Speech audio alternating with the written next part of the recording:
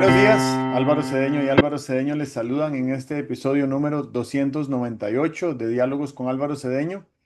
Esta es una conversación intergeneracional que toca temas como desarrollo de talento, acción humana eficaz, espíritu emprendedor y transformación de conflictos. Hoy para conversar sobre el artículo publicado esta semana en la página web alvarocedeno.com titulado Liberación de la bondad. Papá, ¿cómo estás? Muy bien, muy bien. Me da la impresión de que el artículo fue escrito con ocasión de la Navidad y estamos grabando después de la Navidad, pero Correcto, no se nos hace difícil posicionarnos en el espíritu navideño para tener esta conversación. correcto. Sí, Muy es bien, una buena observación, ok. porque sí, el artículo fue publicado el lunes pasado, que era 22 de diciembre, y lo estamos comentando hoy, 26 de diciembre, después de las festividades y de algunos tamales. Ujú.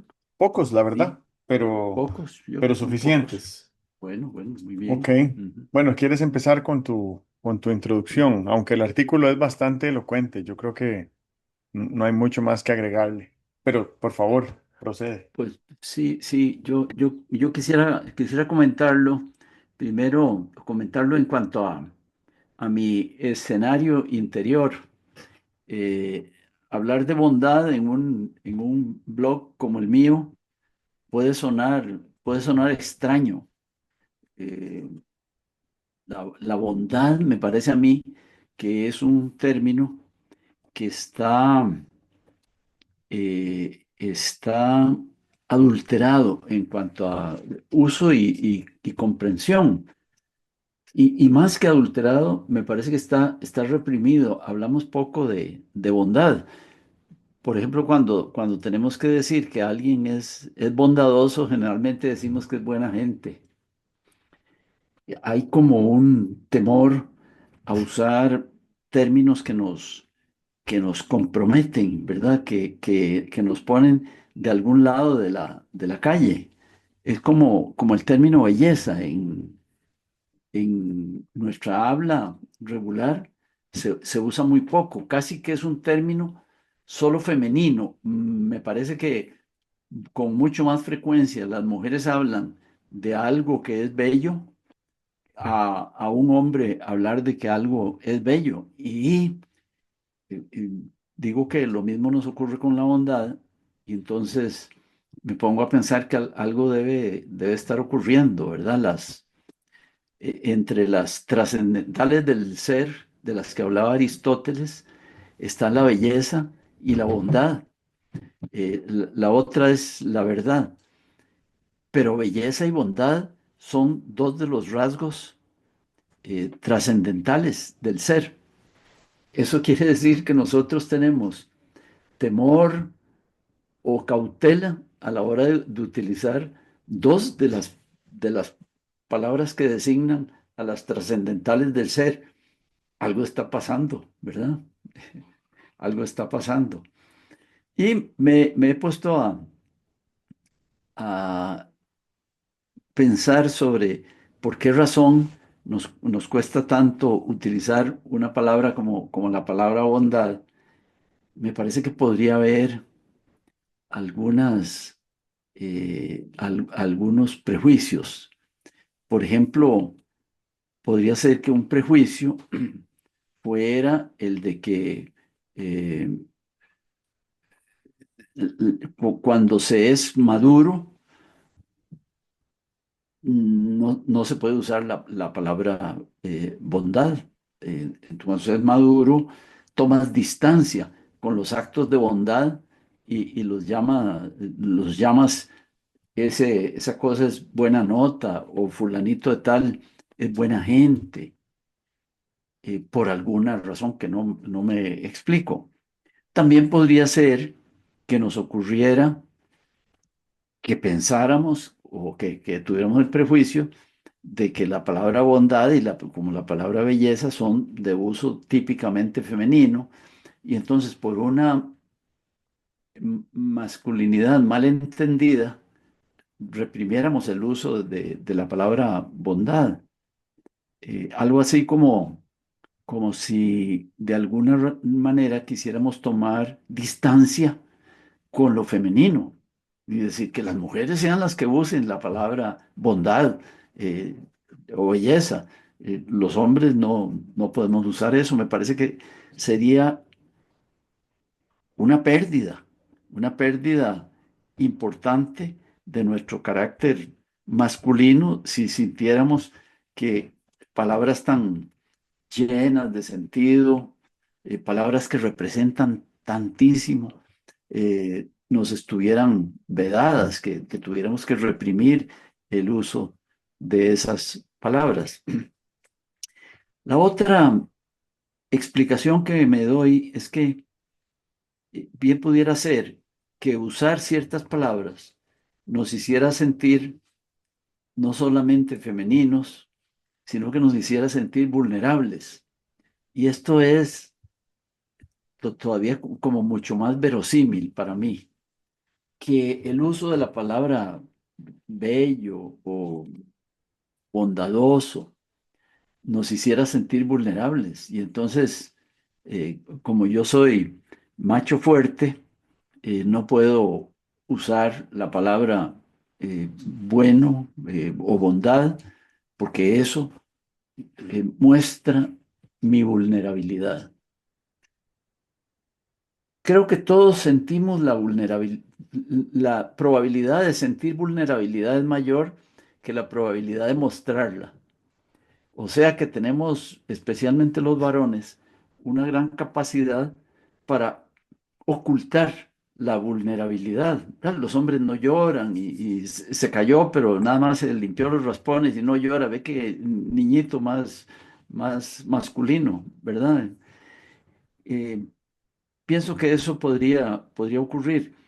Lo de la vulnerabilidad sí que me parece que tiene mucho más sentido biológico, porque mostrar vulnerabilidad podría ser mostrar que somos una carga para los cercanos. Me imagino a la tribu nómada caminando por ahí sus caminatas buscando lo que tenía que buscar y una persona que tuviera un dolor o tuviera una limitación, me la imagino ocultando la vulnerabilidad para no ser abandonada por la tribu. Y eso me parece que tiene bastante explicación o bastante raíz biológica. Pero esas son mis ideas sobre por qué reprimimos la palabra eh, bondad y la palabra vulnerabilidad y mi posición en el sentido de que, perdón, la palabra bondad, mi posición en el sentido de que algo tendríamos que hacer para incorporar no solamente a nuestro vocabulario, sino a nuestra vida emocional, la aceptación de la bondad, porque eh, supongo que serían mucho más frecuentes los actos de bondad si no tuviéramos represión para el concepto de la bondad. Eh, yo voy a hacer este buen acto, pero quiero hacerlo oculto porque ojalá que nadie se dé cuenta de que yo soy bondadoso, ¿verdad? Si estamos en esa actitud, me parece que estamos en una situación de represión de la bondad, de lo cual, y ahora luego podría explicarlo, se podría estar perjudicando todo el grupo social, toda la comunidad, porque nos estaríamos quedando voluntariamente, adrede, sin muchos actos de bondad que podrían brotar y circular si no tuviéramos esas restricciones. A mí me llamó la atención del artículo la referencia a la masculinidad, precisamente. Y eso es de lo que has estado hablando estos minutos.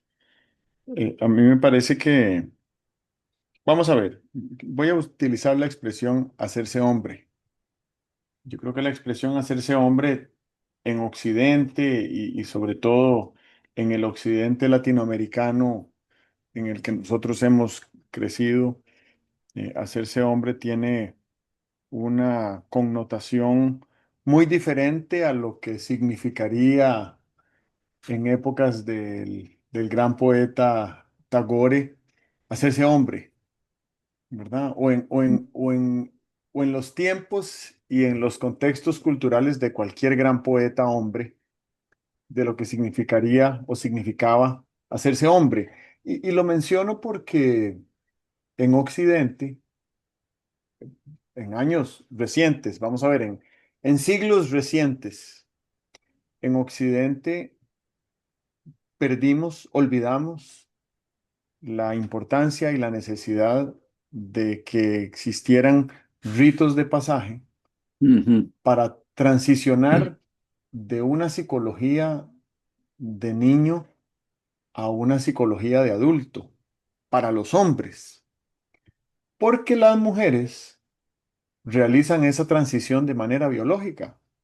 ¿Verdad? ujú, De pronto un día las niñas pasan a ser mujeres. Nosotros en Occidente, o creo que en América Latina, les decimos señoritas, pero son mujeres, ¿verdad? ujú, Fértiles en edad ujú, reproductiva y eso hace que hormonalmente haya un cambio profundísimo en la manera en la que ellas piensan y cómo ellas se ven en la sociedad y y bueno, y eso no significa que la sociedad les dé un acogimiento en su psicología de mujeres, porque es muy reprimida la mujer en Occidente y sobre todo en América Latina. No solo en América Latina, ¿verdad? Hay mucha represión de la mujer en países de religión musulmana, pero ujú, América Latina anda por ahí también cerca, donde a las mujeres no se les da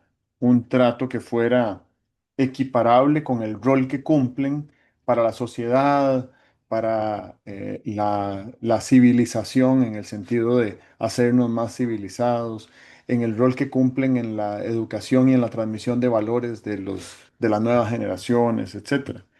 Entonces, cuando hablamos de hacernos hombres, esa es una conversación que los hombres necesitamos tener. Y creo que las mujeres no necesitan tener una conversación sobre hacerse mujeres. Las mujeres creo que la conversación que deberían tener es cómo ayudamos a que los hombres se hagan hombres. Y me parece que si los rasgos masculinos y femeninos los poseemos todos los seres humanos en mayor o menor medida, mayor concentración de masculinidad en hombres y mayor concentración de feminidad en mujeres, pero tanto la masculinidad como la feminidad están agredidas y son vulnerables y nos sentimos disminuidos en nuestra capacidad de expresarnos desde esos atributos, entonces sí es más difícil para un hombre hablar de amor, de belleza, de virtud, de paz de lo que es para una mujer. Y aún así, una mujer eh, tiene limitaciones para hablar de esos términos, sobre todo con hombres. Y de nuevo, creo que tenemos que poner esto en un contexto cultural latinoamericano, más que occidental, latinoamericano, y entender que aquí es donde tenemos una gran oportunidad y la oportunidad es buscar maneras en las cuales el niño pueda transicionar por un rito de pasaje que le ayude a entender y abrazar su masculinidad adulta. Esto, pues, estas son suposiciones, ¿verdad? Estamos, estamos suponiendo que esto es así, porque lo cierto del caso es que si nos ponemos a pensar en formas en las cuales la humanidad entera se percibe a sí misma agredida, a nivel consciente e inconsciente, pues lo que nos damos cuenta es que todos por igual, hombres y mujeres, estamos viviendo en un contexto de altos niveles de violencia, eh, eh, violencia directa, indirecta, estructural, violencia ecológica, que nos afecta. Y eso lo registra nuestro sistema nervioso, lo registra nuestra atención, lo registra nuestro intelecto, lo registran nuestros sentimientos, ¿verdad? Em, yo no sé si hoy en día tenemos un estilo de vida como humanidad que sea más, eh, más apegado a la expectativa de vida buena, hablando de bondad, o con un potencial de florecimiento más de lo que había hace 30.000 años, ¿verdad? Hace 30.000 Ujú. años no teníamos ni siquiera estructuras lingüísticas como las que tenemos hoy, no teníamos infraestructura como la que tenemos hoy, ni tecnología, ni capacidad de producción de alimentos. Era un estilo de vida muy básico, pero creo que era un estilo de vida bastante desprovisto de miedos y era un estilo de vida bastante rico en sentido de libertad y sentido de abundancia, a pesar de que vivíamos la mitad o una tercera parte de lo que vivimos hoy. Entonces, hoy Sí. en día tenemos una gran cantidad de oportunidades, de bienes materiales, de medios para adquirirlos. Y sin embargo, cuando nos vemos en el espejo de la libertad y de la abundancia, pues lo cierto del caso es que somos mucho menos libres y mucho menos abundantes de lo que éramos cuando éramos seres de cavernas. ¿Mm? Y bueno, creo que lo puedo dejar por ahí, pero a lo que voy es a que la necesidad de madurar, tanto lo masculino como lo femenino, podría estar orientado hacia hacer más efectivo el transitar sobre los rieles de la abundancia y de la libertad, que creo que ambas son aspiraciones humanas. A mí me parece que esto de la bondad es importante, me parece que es comunitariamente importante. Sé que los actos de bondad se pueden hacer sin que nadie los note, ¿verdad? Sí, me parece que hay bondades totalmente subjetivas. Cuando, cuando alguien piensa mal de una persona y se dice a sí mismo, hombre, no tengo ninguna razón para estar pensando mal de esta persona, me parece que está haciendo un acto de bondad subjetivo, nadie se entera.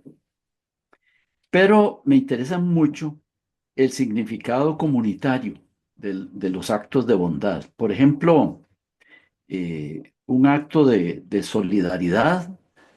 Hay un incendio en el vecindario y la gente viene y manda ahí dinerito al SIMPE de las familias que salieron afectadas.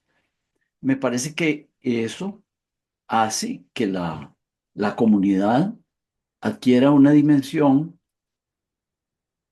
que permite esperar que, que en esa comunidad sea más agradable vivir. Es más agradable vivir en una comunidad solidaria que en una comunidad insensible, encerrada sobre sí misma. Eh, comparo la vida en las urbanizaciones de hoy en día con la vida en los barrios de entonces. En mi barrio, en mi barrio, eh, uno recibía estímulos de personas de las que no estaba esperando el estímulo. Y entonces, eh, no sé, cuando estabas haciendo eh, la compra en la verdulería, siempre había alguna señora que decía que qué ordenada que pide la verdura ese muchachito que va pidiendo ahí lo que está en orden, ¿verdad? Y entonces eso te realimenta. O cuando el juicio de, comunitario es de que desde que eres pequeño es de que eres una buena persona, de que eres confiable, de que se te puede pedir cosas, de que se te pueden encargar cosas. Me parece que esa realimentación que vas recibiendo de la comunidad es un bien social, sin duda, ¿verdad? Y creo que contribuye no solamente al desarrollo, sino que contribuye también a la felicidad. Cuando veo por ahí que Finlandia es el país más feliz del mundo, me pongo a pensar cómo será que la gente se relaciona entre sí. Recuerdo de los años 60 la vida en pequeñas comunidades norteamericanas, cómo se sentía una manera de vivir que era como muy solidaria, como muy, como con mucha atención de unos por otros, etcétera. Eso es un bien social. Cuando nos encerramos en la casa y vivimos de puertas para adentro, me parece que estamos perdiendo fuentes de felicidad, estamos perdiendo fuentes de robustecimiento comunitario. Yo me pregunto con frecuencia en los últimos meses qué cuánto de lo que está pasando políticamente en el país se debe o se podría manejar de otra manera si tuviéramos una vida comunitaria más abierta, más activa y no estuviéramos cada uno de nosotros encerrado en nosotros mismos o encerrados en nuestra pequeña comunidad familiar. Entonces, si eso es así, ¿verdad? Si esa vida comunitaria es un bien social que contribuye a la felicidad, ¿cuáles serían los pasos que deberíamos seguir para eh, tener un poco más de para tener un poco más liberada la bondad, para poderle permitir salidas y expresiones más espontáneas? Pero eso lo tocaré en otro momento.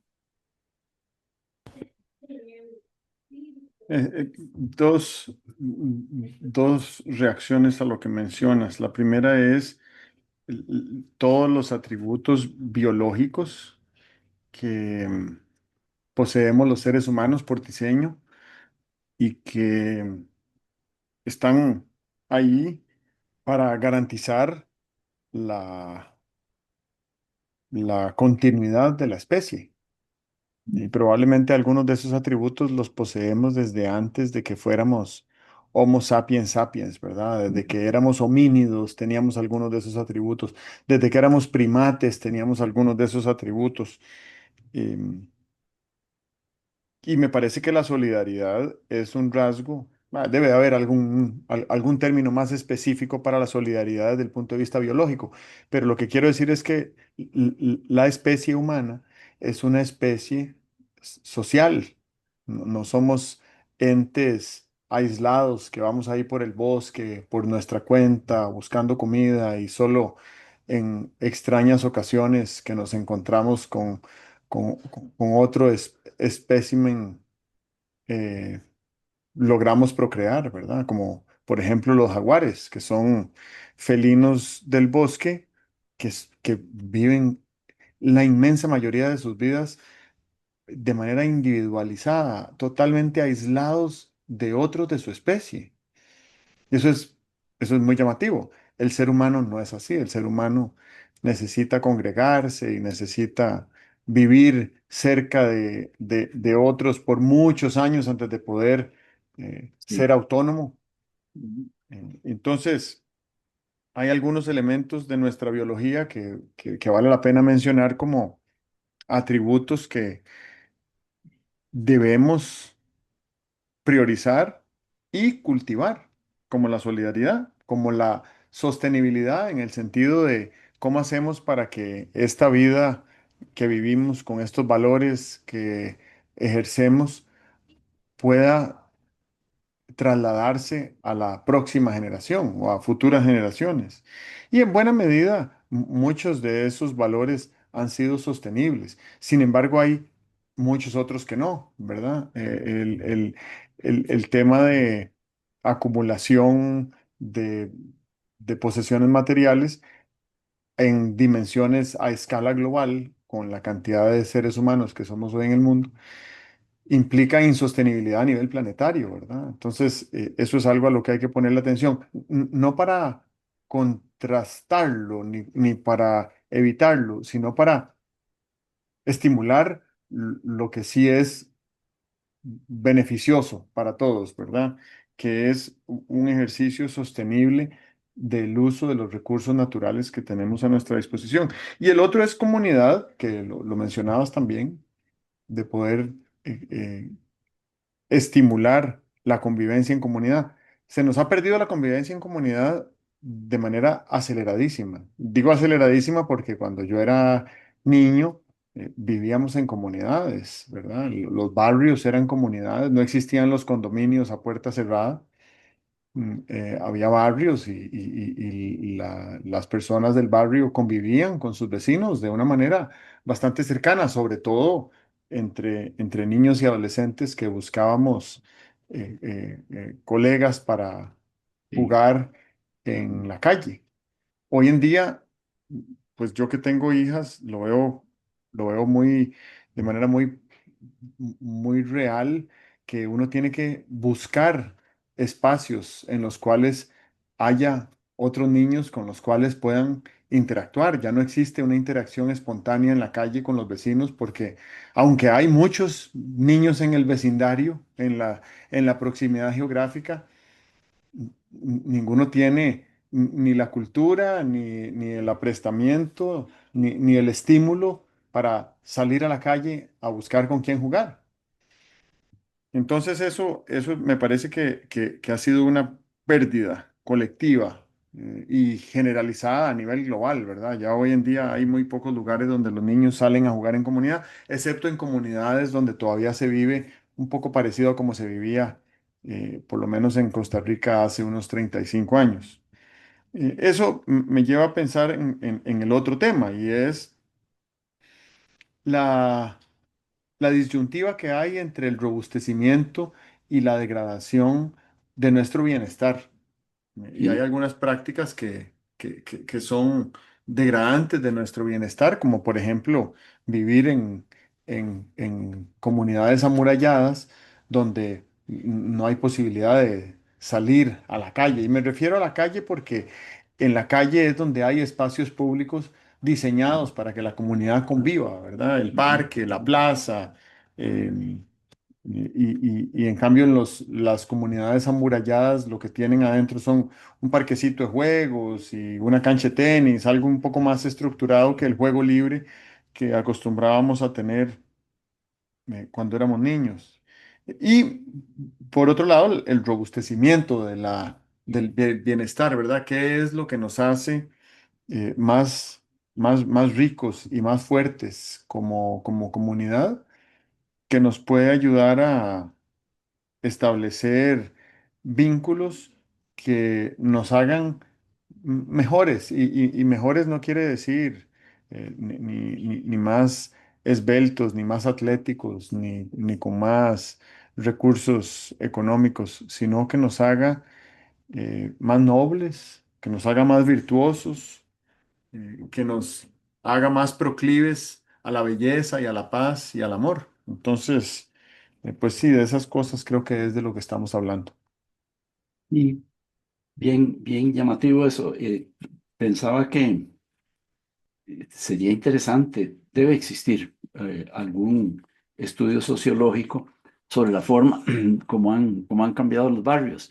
Y estaba recordando cuando decías que uno salía a buscar con quién jugar, que el número de jugadores de una mejenga, pues no puede ser 3 contra 3, ¿verdad? He visto mejenguillas de 5 contra 5, pero ya tienes que buscar a bastantes. Recuerdo algunos barrios donde había, bien salían dos grupos de 11 para jugar la mejenga de todas las tardes.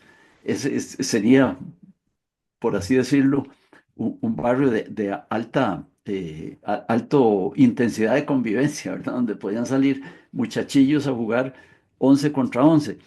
Y también me parece que era muy llamativo en ese tiempo que el equipillo que siempre había en el barrio tenía retos, pero los entrenamientos, los juegos de todos los días eran entre gente del mismo grupo. Y no existían ya los equipos separados, sino que había que rifarse. Nos rifábamos pares o nones y uno empezaba a escoger a los jugadores y se jugaba la mejenga. Ese intercambio, que me parece que podría pasar desapercibido desde el punto de vista de su valor sociológico, era importante. Era importante porque después, una vez terminada la mejenga, ya no nos acordábamos quién había jugado de qué lado y tal, y nos poníamos a rememorar la mejenga como si fuera una actividad de un solo grupo. Y es que tal vez desde el punto de vista sociológico, desde el punto de vista de las relaciones comunitarias, era una actividad de un solo grupo que durante 2 horas, porque la mejenga que se respetaba tenía que durar algo así como 2 horas hasta que se iba la luz del sol, que esa mejenga había sido no un acto de hostilidad, sino realmente un acto de colaboración en el cual colaboración quería decir hacer lo más posible por mi equipo para que la mejenga tenga más interés. Eso me parece que no es cosa vana y si no lo puedes tener, eh, creo que algo se está perdiendo desde el punto de vista, como decías, de las posibilidades de crecimiento, de socialización, de ejercicio de la solidaridad. ¿Qué, qué pienso que habría que hacer para liberar la bondad? Bueno, yo creo que primero tendríamos que trabajar en la sensibilidad para percibirla. Eh, Hay aquel dicho sobre sentimientos y emociones, nombrarlo para dominarlo. Eh, Creo que deberíamos empezar por hablar de bondad, por hablar de generosidad, por hablar de benignidad, por hablar de bien. Hablamos más de mal que de bien, porque vende más el mal que el bien. El bien no es noticia, solo de vez en cuando. Eh, Delfino en su periódico tiene una, una columna o sí, una columna para señalar cosas que nos parecen buenas, comunitariamente o individualmente. Me parece eso de gran valor. Es como una página de sucesos, pero con signo contrario, ¿verdad? La página donde no hablas del accidente, de la desarmonía, de la acción malvada, sino que hablas de la acción constructiva, de la nobleza, del ejercicio de la abnegación y tal y cual. Deberíamos tener, además de sucesos malvados, deberíamos tener unos sucesos bienadados, bien intencionales. O sea, levantemos primero la sensibilidad para percibir la bondad y esto nos permitiría, si la percibimos y la valoramos, por puro modelaje, intentar practicar esas acciones de bondad. Eh,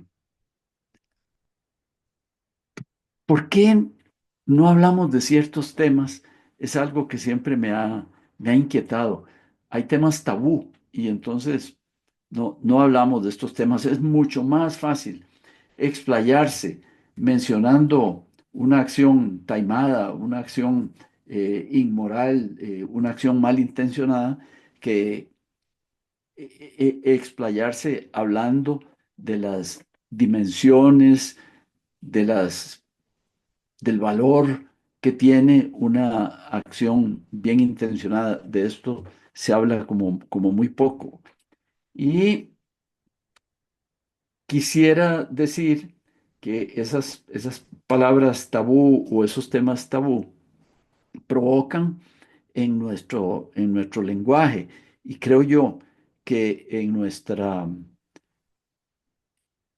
experienciación, creo que se llama, en lo que ocurre ahí cuando nos estamos hablando internamente a nosotros mismos, produce un exilio de palabras, un exilio de conceptos que creo que es un bloqueo a nuestro desarrollo. Estaba percibiendo en tu descripción del juego libre en tu infancia que fue muy parecido a mi juego libre en la infancia. Entonces, en un rango de unas 4 décadas más o menos, eh, la forma en la que yo jugaba en mi vecindario era muy parecida a la forma en la que tú jugabas en tu vecindario. Y de ahí para acá, el cambio ha sido muy acelerado en otras direcciones, ¿verdad? En estos otros 40 años que han pasado. Mm, Eso quiere decir que hay algo que ha desencadenado todo esto. Podríamos pensar que es el nacimiento y aceleración de la computación. Puede ser que esté Sí, correlacionado, pero no me atrevería a decir que es una de las causas. ujú, Em, sí, temas de inseguridad, ¿verdad? Que hemos pasado de ser una comunidad muy libre porque era muy segura a una comunidad mucho menos libre porque es menos segura, a pesar de que la seguridad es un asunto de percepción, ¿verdad? Hay comunidades en Costa Rica y en América Latina, por supuesto, donde se sigue viviendo bajo la misma percepción de seguridad, a pesar de que las estadísticas de inseguridad son, son las que son para todos, ¿verdad? Entonces, tiene que haber un elemento de percepción por ahí. Em, yo me imagino que hay gente que no camina en la vía pública porque siente temor, ¿verdad? sí, Y eso es algo que yo hago de manera cotidiana, caminar en la vía pública, incluso con mis hijas de camino a la escuela y demás. No quiere decir que esté totalmente seguro mi camino a la escuela, pero eh, siento que la seguridad es suficiente como para hacerlo sin cuestionamientos. Lo otro que pensaba era en algo que hemos hablado mucho acá, y es en la distribución, en la creación, distribución y consumo de contenidos, ¿verdad? De información. Los medios de prensa se han hecho negocios cada vez más eh, cada vez más lucrativos y ha aumentado muchísimo la cantidad de medios de prensa con la digitalización y el nacimiento de las redes sociales y los teléfonos inteligentes y el oficio de influencer, ¿verdad? Y eso hace que haya muchísimo más material del cual consumir y cada vez más tácticas, algunas experimentales, otras ya más reconocidas, para atraer esa atención. Recuerdo hace 15 años haber leído un libro que se llama Newsjacking, que se podría traducir en español como el secuestro de la noticia. Y lo que ese libro sugería era que para líderes públicos, la mejor manera de capturar la atención de las personas era crear ellos mismos la noticia.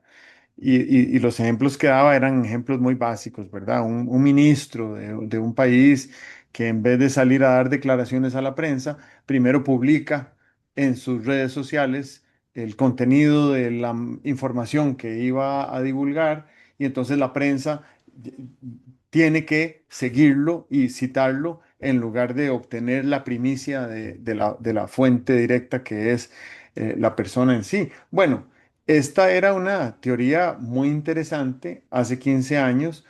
Hoy en día, después de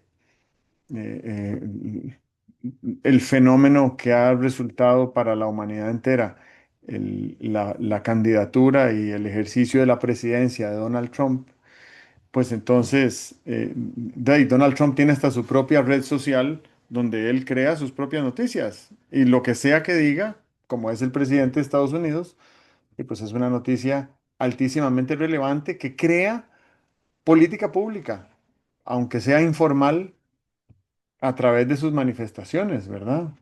Eh, y entonces vivimos hoy en día en una época donde si queremos estar informados, tenemos que seguir, digo tenemos y lo voy a poner entre comillas el tenemos que seguir de cerca lo que diga el presidente de Estados Unidos, porque pues son comentarios tan erráticos, pero no solo eso, sino que son ideas que inspiran a otros líderes alrededor del mundo a comportarse de la misma manera.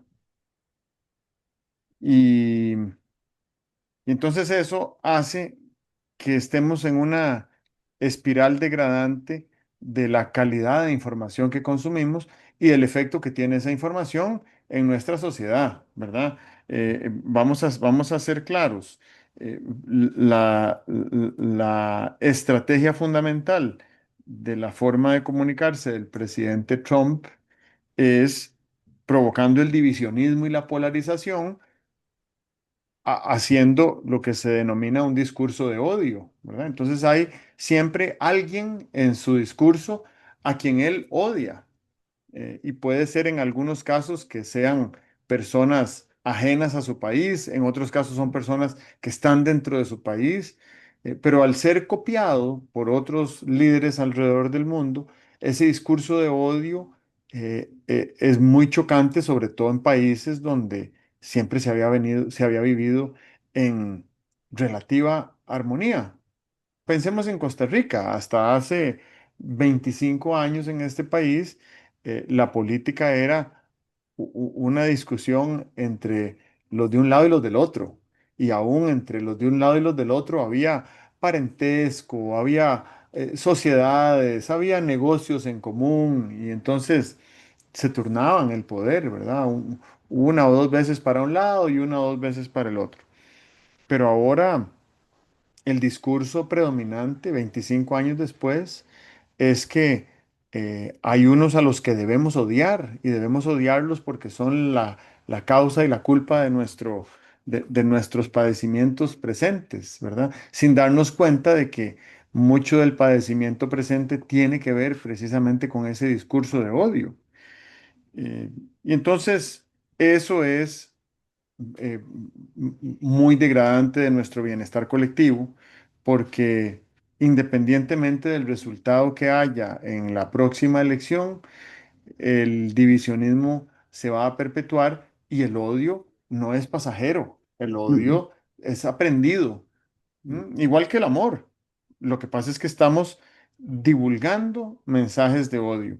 Y con esto voy a lo último que quería mencionar sobre lo que estabas diciendo, y es que si los medios de prensa hoy en día se enfocaran en reportar o divulgar lo bueno, lo grandioso que tiene la humanidad, probablemente eso haría que fuera mucho más armonioso el sentir colectivo de lo que estamos percibiendo, de la información que estamos recibiendo, y mucho menos dañino ese consumo de información que nos intoxica, ¿verdad? Información intoxicante.